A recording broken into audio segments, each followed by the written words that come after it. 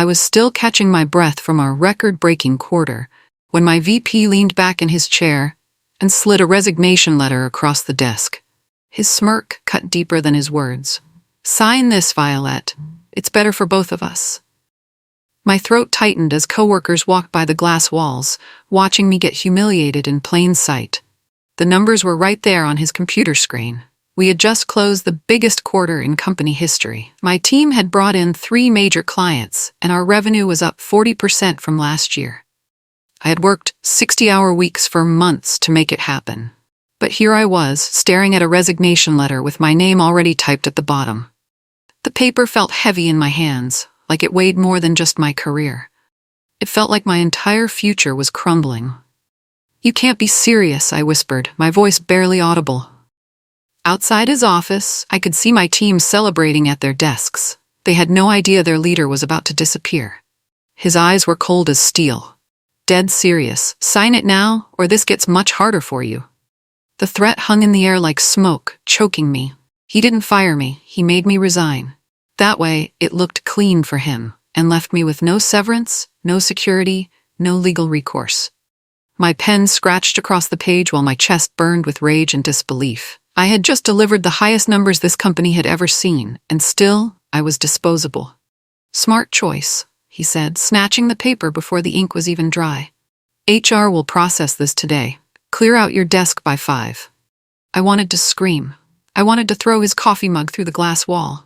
Instead, I sat there in stunned silence, watching him file my resignation like it was just another piece of paperwork, like I was nothing. "Why?" I finally managed to ask. "After everything I've done for this company?" He leaned forward, that cruel smile never leaving his face. "Sometimes high performers get too big for their britches. Consider this a reality check." The words hit me like a slap. Too big for my britches? I had made this company millions of dollars. I had built systems that kept us compliant with federal regulations. I had trained half the staff on procedures they still used every day, but none of that mattered now. I was done. With my belongings in a cardboard box, I walked through the office I had poured 5 years of my life into building. Some coworkers avoided my eyes, probably afraid they'd be next. Others looked guilty, like they knew this was wrong but were too scared to speak up. I felt like the floor had dropped beneath me. My hands shook as I carried the box past the conference room where we'd celebrated our record quarter just last week. The same room where the CEO had called me the backbone of our compliance team. Those words felt like a cruel joke now. Anna from accounting caught my eye and mouthed, "I'm sorry." Eddie from sales looked like he wanted to say something, but turned away when the VP emerged from his office. The message was clear. Keep your head down, or you could be next. My desk looked so empty without my photos, my plants, my coffee mug that said "World's Okayest Employee." It was supposed to be funny, but now it felt prophetic. Maybe I really was just okay. Maybe I deserved this. The elevator doors closed behind me, and I watched the office disappear. 5 years of my life reduced to a cardboard box and a forced resignation letter. That's when I realized this wasn't about performance, it was about power. My name is Violet Kent, and just weeks earlier, I had been celebrated as the star who led my team to a record quarter. The same quarter that had apparently signed my death warrant. This was the story of how my VP tried to bury me, only to end up begging for my help when his house of cards came crashing down. It was the story of how the very thing he used to justify getting rid of me, my expertise, became the thing he desperately needed. But I'm getting ahead of myself. To understand how I ended up holding all the cards, you need to know how I built the systems that kept our company running. You need to know about the compliance files, the audit trails, and the meticulous records that only I knew how to navigate. You need to know how a man who thought he was untouchable learned that some people are irreplaceable, no matter how hard you try to erase them.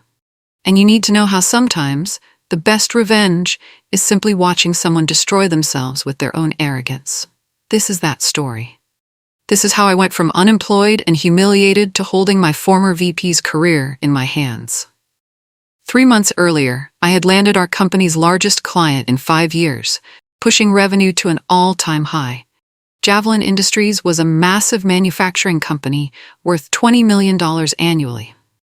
Landing them had taken 6 months of presentations, proposals, and late-night strategy sessions. My team was buzzing with pride when the contract was signed. Emails of congratulations poured in from every department. The sales team bought champagne. The marketing department made a banner that read, "Violet's team delivers again."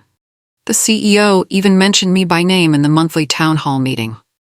"Ladies and gentlemen," he said, "Violet Kent and her compliance team have just secured our biggest win in 5 years. Let's give them the recognition they deserve." The applause was thunderous. I felt my cheeks flush as hundreds of employees clapped for me.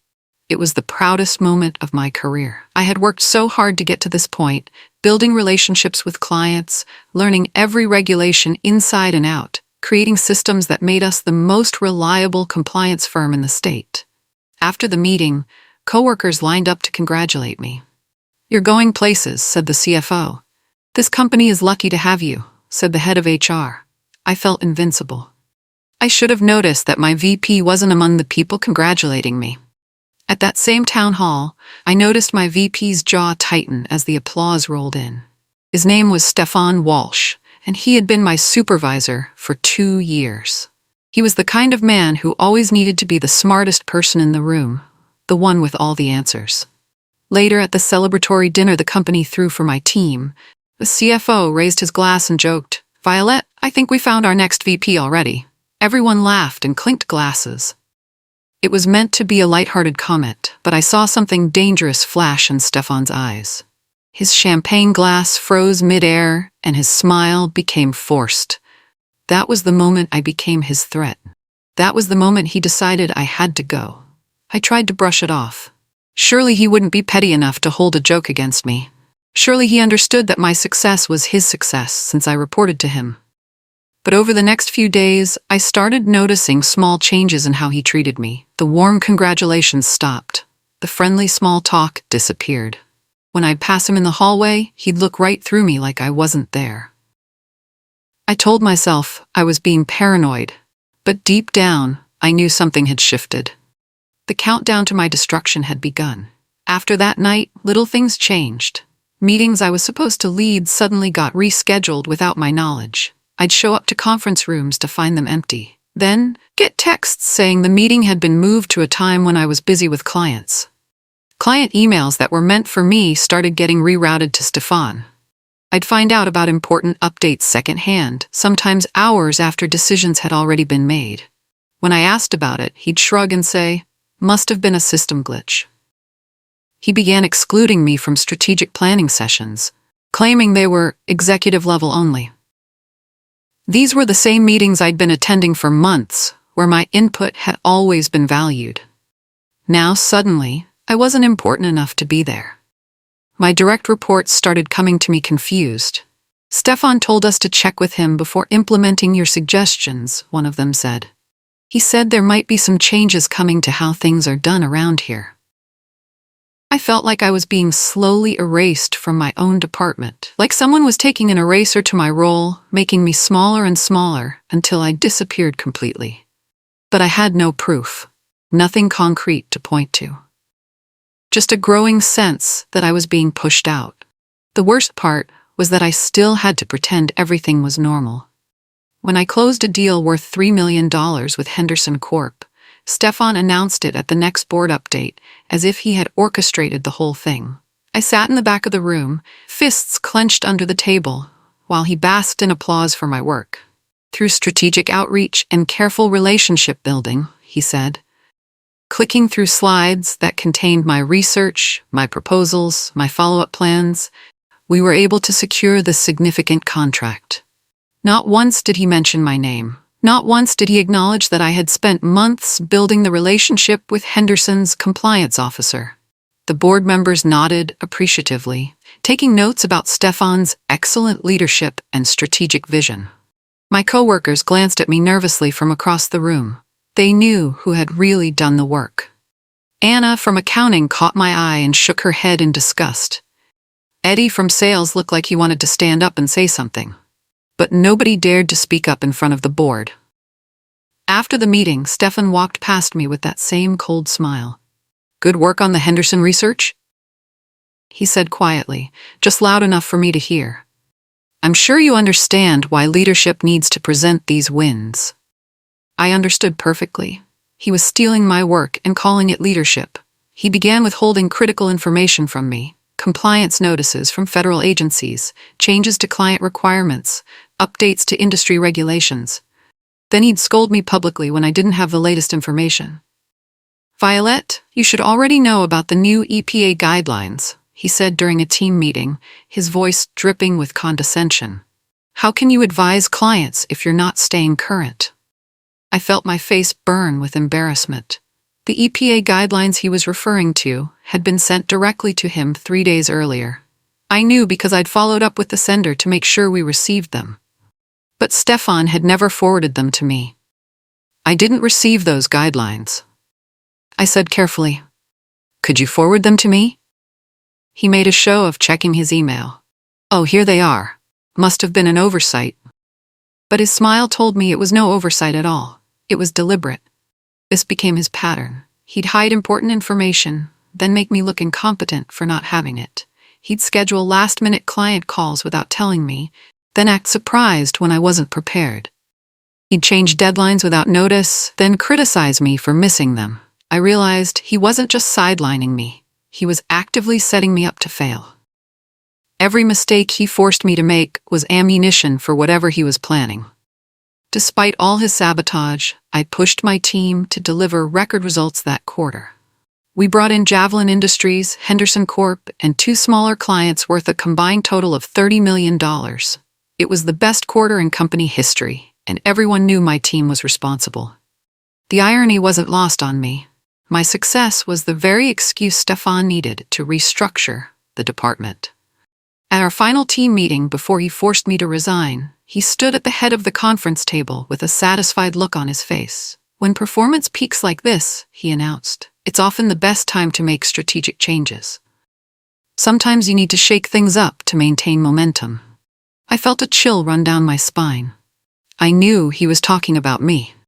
My coworkers looked confused. Why would you change a winning formula? But I understood his twisted logic perfectly. I had become too successful, too visible, too threatening to his position. The CEO was noticing my work. The board was impressed with my results. Clients were asking for me specifically.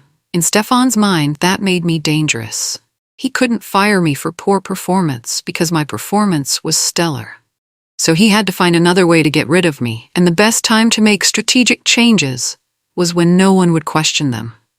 That's how I ended up in his office with that resignation letter in front of me. "Resign now, and your reputation stays intact," he said, leaning back in his leather chair like he was doing me a favor. "Fight me on this, and things get ugly fast." The threat was clear. He had been building a case against me for months, documenting every mistake he had forced me to make. He had positioned himself as the architect of our success, while painting me as someone who couldn't handle the pressure. "You know I built the compliance systems that keep this company running," I said, my voice barely controlled. "You know none of this success would have happened without my work." He shrugged. "Systems can be rebuilt. People are replaceable." His words hit me like a physical blow. 5 years of my life reduced to replaceable. But as I signed that letter, I made myself a promise. He thought he was getting rid of a problem. But what he was really doing was setting himself up for the biggest mistake of his career. Because the systems he thought could be easily rebuilt were more complex than he ever imagined, and the person he thought was replaceable was the only one who truly understood how everything worked. I didn't storm out of the building. I didn't scream or make a scene. I packed my belongings methodically, taking copies of every system manual, every compliance binder, every process document I had created over the years. Stefan watched me from his office, probably thinking I was just gathering personal items. He had no idea I was taking the keys to his kingdom. Every procedure manual I'd written, every flowchart I'd designed, every contact list I'd built, I had copies of everything. The client relationship notes, the regulatory filing systems, the audit trail processes that kept us in compliance with federal law. It was all in my files, and it was all coming with me. My team watched sadly as I cleaned out my desk. "This isn't right," Anna whispered as she helped me pack. Everyone knows you're the reason we're successful." I smiled sadly and hugged her goodbye. "Take care of yourselves," I said, "and remember everything I taught you about the filing systems. You're going to need it." I didn't explain what I meant by that, but as I walked out of the building for the last time, I knew Stefan had made a fatal error. He thought getting rid of me meant he could take full credit for our department's success. What he didn't realize was that without me, he was completely helpless. The first few weeks at home were brutal. I grieved for my career, my financial security, and my professional identity. Every morning, I'd wake up expecting to go to work, only to remember that I had nowhere to go. The silence in my apartment was deafening after years of busy office environments. But as I organized my files, I started to see the bigger picture. I had built the backbone of our company's compliance operations, and without me, they were flying blind. Every system they used daily, every process that kept them out of legal trouble, every procedure that ensured smooth audits, I had created it all. Stefan had never bothered to learn the details of how things actually worked. He was too busy taking credit and playing politics to understand the technical side of our operation. He knew how to present results, but he had no idea how those results were achieved. I spread my files across my dining room table and started cataloging everything: client communication protocols, regulatory filing schedules, audit preparation checklists, compliance monitoring systems. It was like looking at a detailed map of the company's nervous system. And I was the only one who could read it. For the first time since my forced resignation, I started to smile. Stefan thought he had won, but he had no idea what he had lost. My friend Eddie from the sales department started texting me updates from inside the company. "Things are falling apart here," he wrote. "Nobody can find half the compliance reports Stefan needs for the quarterly review." The messages kept coming throughout the week. Anna spent 3 hours looking for the Javelin Industries compliance checklist. "The EPA filing is due tomorrow, and nobody knows where the templates are. Stefan is running around asking everyone where you kept the audit files." I felt a bitter satisfaction reading each update. The systems I had built weren't just files on a computer. They were integrated processes that required deep understanding to navigate. Stefan was learning that the hard way. "He called an emergency meeting today," Eddie texted, "told everyone they need to step up and figure things out. But Violet, half these people don't even know what questions to ask." I could picture the chaos perfectly. Stefan standing at the front of the conference room, trying to look confident while internally panicking. My team scrambling to piece together processes they had never fully understood because I had always handled the complex parts myself. The house of cards was beginning to wobble, and Stefan was the one who had pulled out the foundation. 3 weeks after my forced resignation, the company received notice that they had been selected for a surprise federal compliance audit. The letter arrived on a Tuesday morning, giving them exactly 10 days to prepare comprehensive documentation for the past 3 years of operations. Eddie's text that day was frantic. "Violet, federal audit. Stefan is having a meltdown. He keeps asking where you kept the audit files." I sat in my kitchen, coffee growing cold as I read the message. A federal compliance audit was every company's nightmare. Teams of investigators poring over every document, every process, every decision. The penalties for non-compliance could reach millions of dollars, and in severe cases, they could shut down operations entirely. The audit would require detailed documentation of every client interaction, every regulatory filing, every compliance decision made over the past 3 years. They'd want to see the paper trail for everything, cross-referenced and organized in a way that told a clear story of due diligence.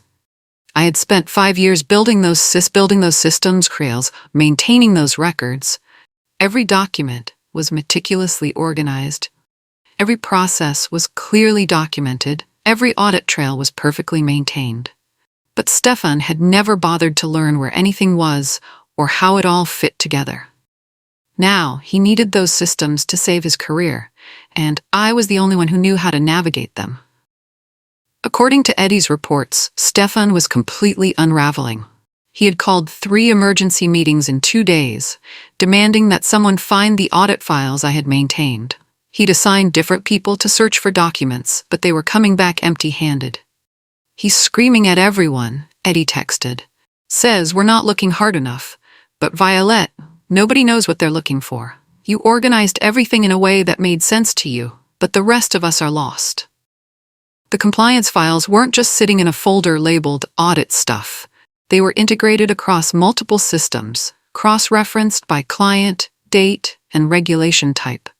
I had built a complex web of documentation that could tell the complete story of our compliance efforts, but only if you knew how to follow the threads. Stefan had spent months pushing me out, never realizing that he was getting rid of the only person who could navigate the very systems that kept the company legally protected. Now, with federal investigators breathing down his neck, he was discovering just how much he had depended on my expertise. "His hands are shaking," Eddie reported. "He keeps muttering about finding your files. I think he's finally realizing what he did." The man who had called me replaceable was learning that some knowledge can't be easily replaced. My phone started ringing on Thursday afternoon. Stefan's name flashed on the screen, and I felt a surge of satisfaction as I watched it go to voicemail. He called again 5 minutes later. Then again. And again. Finally, he left a message, and his voice was completely different from the cold, confident tone he'd used when forcing me to resign. "Violet, it's Stefan. We have a situation here. Could you please call me back? It's urgent." I deleted the message and went back to reading my book. He called 6 more times over the next 2 hours, each voicemail more desperate than the last. "Violet, please. I know we didn't part on the best terms, but we really need your help here." The final message made me laugh out loud. "Violet, I'm willing to discuss compensation for your time. Please, just call me back." Compensation for my time? The same man who had forced me to resign without severance was now offering to pay me to fix the mess he'd created. The irony was delicious. I saved all the voicemails to my phone. Then I poured myself a glass of wine and considered my options. Stefan Walsh, the man who thought I was disposable, was about to learn just how wrong he'd been. When I finally answered his call the next morning, the desperation in his voice was unmistakable. Gone was the arrogant executive who had humiliated me in his glass office. This was a man who was drowning and knew it. "Violet, thank God," he said when I picked up. "Look, I know things ended badly between us, but we have a serious problem here. The federal auditors are asking for documents that only you know how to find." I let the silence stretch out, enjoying his discomfort. "What kind of documents, Stefan?" "Everything," he said, his voice cracking slightly. "The compliance files for Javelin Industries, the regulatory correspondence from the past 3 years, the audit trail documentation. They want it all organized chronologically and cross-referenced by regulation type." I almost smiled. The auditors were asking for exactly the kind of comprehensive documentation I had spent years perfecting. It wasn't just about finding files, it was about understanding how they all connected, how they told the story of our compliance efforts. "And you can't find these files?" I asked innocently. "We found pieces," he admitted.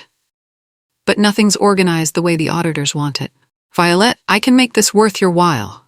Name your price." For the first time since he'd forced me to resign, I was the one in control. I didn't rush to give him an answer.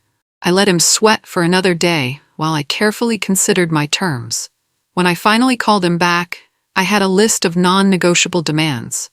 "I'll work as an independent consultant," I told him. "Remote work only. I won't be coming into the office. My hourly rate will be $300, which is triple what you were paying me as a salary." "300? He sputtered. "Violet, that's..." "Non-negotiable," I interrupted. "You'll also provide me with complete administrative access to all systems, and I won't report to you or anyone else. I'll work directly with the auditors and provide you with updates as I see fit." I could hear him breathing heavily on the other end of the line. "The board will never approve that rate." "Then explain to the board why you forced out the only person who can save them from millions in federal penalties," I said calmly. "I'm sure they'll understand." The silence stretched out for a full minute. Finally, he spoke, his voice barely above a whisper. "When can you start?" I smiled at my reflection in the window. "I'll need the paperwork signed by end of day today." "And Stefan?" I want a written apology for the way you handled my resignation. Full accountability." He had no choice but to agree to everything. The next morning, I logged into the company-wide video call as their new compliance consultant. The shock on my coworkers' faces was priceless. Anna's jaw literally dropped. Eddie started laughing and had to mute himself. But the best part was watching Stefan try to maintain his composure as he introduced me to the auditors. "This is Violet Kent, our consultant. She'll be helping coordinate the document review process." The lead auditor, a serious woman named Carol Stevens, looked impressed when I walked her through my filing system. "This is remarkably well organized," she said, as I showed her how everything was cross-referenced. "We rarely see this level of detailed documentation." "Thank you," I replied professionally. "I've spent considerable time ensuring our compliance processes meet all federal requirements." Stefan sat in the corner of the video call, probably seething, but unable to say anything. The auditors were clearly impressed with my work, and any interference from him would only make things worse for the company. For the next 6 hours, I guided the auditors through 3 years of meticulously maintained records. Every document they requested, I could find instantly.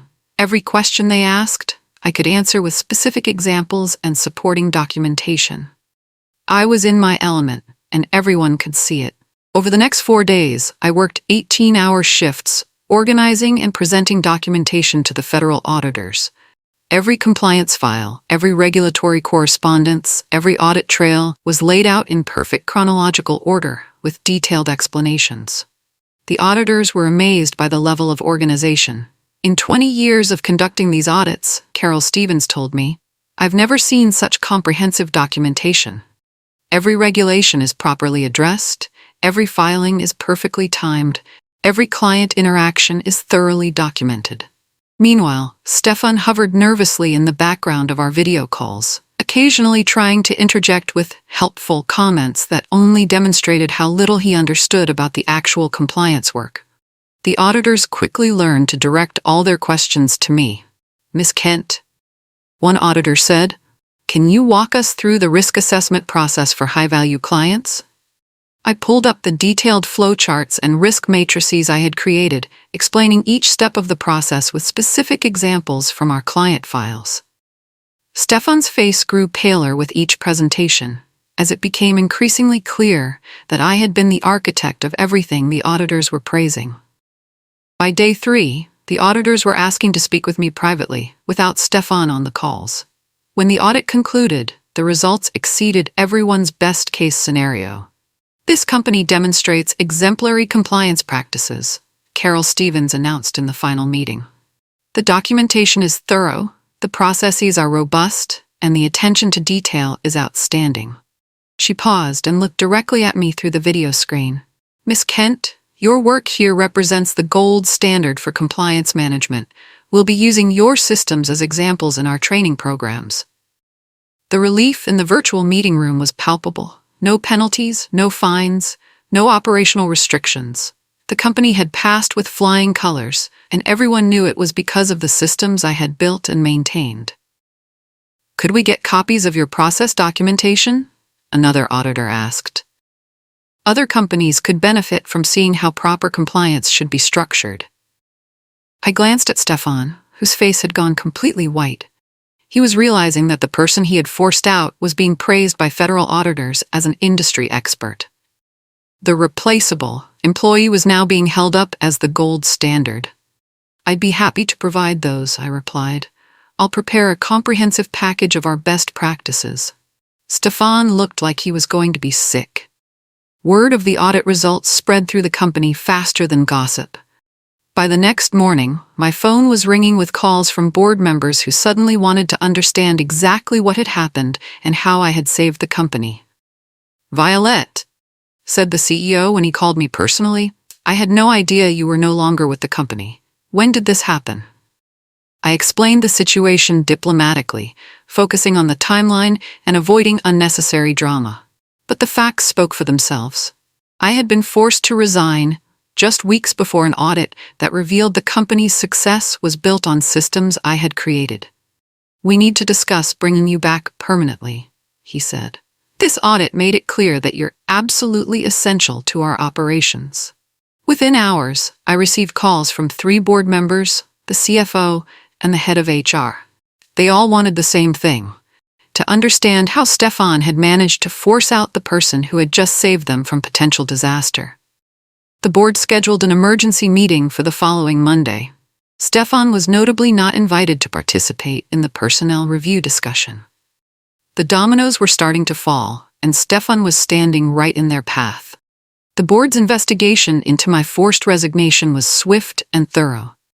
Within a week, they had interviewed my former teammates, reviewed Stefan's emails, and examined the timeline of events leading to my departure. What they found was a pattern of deliberate sabotage, credit theft, and systematic undermining of a key employee whose work had proved essential to the company's survival. The contrast between Stefan's claims of leadership and the reality of my contributions was stark and damning. Violette's resignation was clearly a significant error in judgment, the CEO told me during our follow-up call. We're prepared to offer you Stefan's position, along with a substantial compensation package to make up for the way you were treated.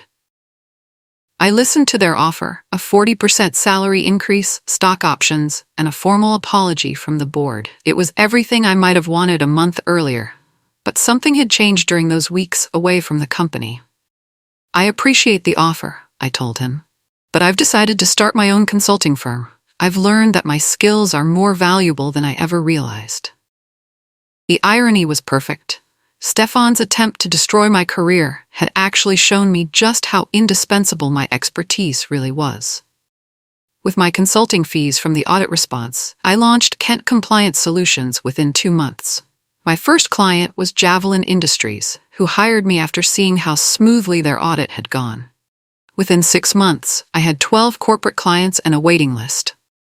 Stefan's career, meanwhile, imploded spectacularly. The board's investigation led to his immediate termination, and word spread quickly through the industry about why he had been let go. No reputable compliance firm would hire someone who had forced out their best performer right before a federal audit. I heard through Eddie that Stefan tried reaching out to me several times, looking for consulting work himself. I never returned his calls.